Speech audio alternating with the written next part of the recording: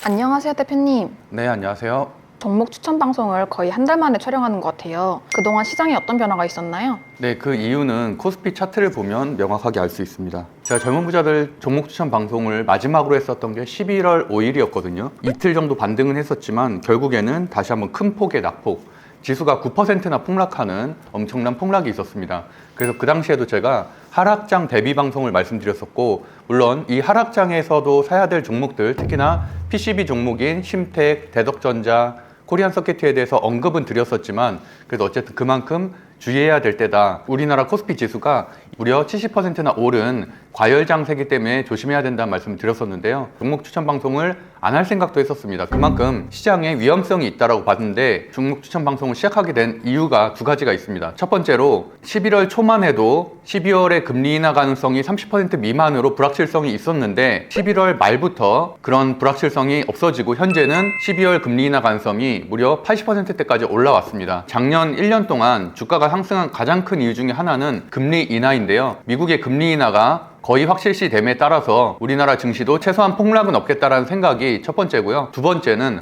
바로 8일 전에 나왔었던 코스닥 증시 부양책입니다. 앞서 여러 차례 방송에서 말씀드렸던 대로 코스피가 무려 70%나 오르는 동안 코스닥은 25%밖에 안 오른 상황이었기 때문에 분명히 키 맞추기 장세가 있을 만한데 없는 것도 참 이상하다라는 말씀을 드렸었는데요. 그런 것들이 드디어 정책이 나옴으로써 최근 일주일 동안 코스닥에 포진되어 있는 제약바이오, 로봇, 2차전지가 모두 다 급등을 이루고 있습니다. 보시는 것처럼 코스닥의 20년 연봉을 돌파할 수 있을 만한 재료라고 판단을 해서, 물론 연말이고 대주주 양도세 이슈가 있어서 조심해야 될 장세임은 맞지만 그래도 코스닥 종목들은 일정 부분 이 정책 수혜를 활용하면 수익을 낼 수 있겠다 싶어서 선정을 하게 되었습니다. 마지막 추천 종목 방송일이 11월 5일이었는데 이때 추천해주신 종목들 복귀 부탁드려요. 제가 마지막 방송을 한 게 11월 5일이었었는데요. 11월 5일에 종목 추천 부분을 따로 틀어보도록 하겠습니다. 심택, 대덕전자, 코리안 서킷, 그리고 앞서 여러 번 추천했었던 TLB 정도가 제가 정확하게 PCB 총 4종목만 말씀을 드렸었는데요. 그 이유는 메모리 업황이 개선이 되고 있고 11월 초에도 메모리 풍기 현상이 있을 정도로, 물론 AI 고점 논란은 있었지만 내년에도 메모리에 대한 수요는 확고하다라는 생각이 들어서 추천을 드렸었던 거고요. 방송 날짜에 보시면은 분명하게 11월 5일이라고 쓰여 있습니다. 11월 5일 이후로 이 PCB 세 업종이 어떤 변화를 이뤘는지 한번 보도록 하겠습니다. 대덕전자는 방송 다음 날인 11월 6일 43,950원보다 약 25% 상승한 54,300원까지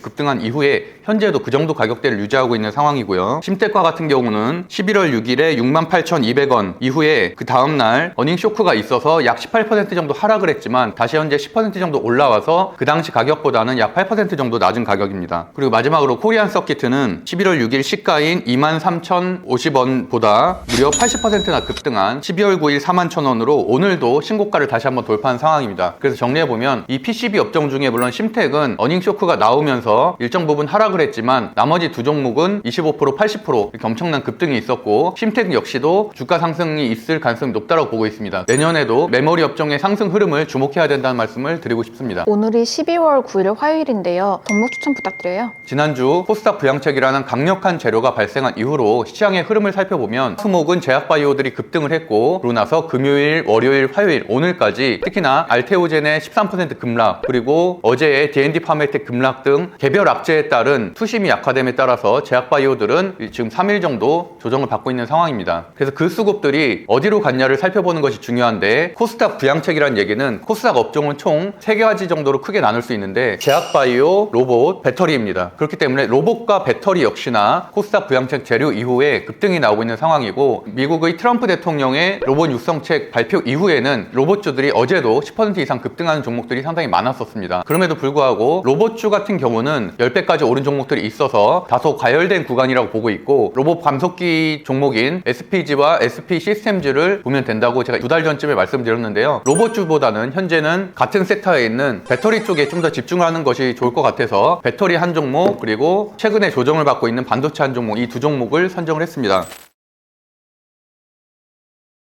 첫 번째로는 이번 주 미국의 반도체 기업인 브로드컴과 오라클의 실적 발표를 앞두고 있는데, 저는 개인적으로 호실적을 예상을 하기 때문에 반도체가 최근에 약 20% 정도 조정을 받은 횡보세에서 벗어나서 다시 한번 상승세로 갈 수 있을 거라고 보고 있습니다. 그래서 첫 번째 선정한 종목은 바로 반도체 실적주의 원익 IPS입니다. 원익 IPS의 수제재차 종목 분석을 해보면 투자자 수급 동향을 살펴보면 기간의 6개월 누적 수급이 약 390만 주 정도 되고, 최근에도 외국인 매수세가 3거래일 연속으로 이어지는 등 수급상으로도 양호한 흐름을 보이고 있습니다. 재무제표를 살펴보면 3년 연속 매출액 상승, 3년 연속 영업이익 상승이라는 우리 실적주 요건에 정확하게 부합하는 실적주 종목이고, 뉴스로는 앞서 말씀드린 대로 이번 주에 브로드컴과 오라클의 실적 발표가 호실적이 나올 가능성이 있다고 보고 있어서 삼성전자 향 종목인 원익 IPS도 같이 한번 상승을 할 것으로 보고 있습니다. 마지막으로 차트 분석을 해보면 약 1년 동안 정배열 우상향을 그리면서 강세를 보이던 원익 IPS는 약 30% 정도 가격 조정을 받고 한 달 반 동안 기간 조정을 받으면서 단기 이동 평균선들이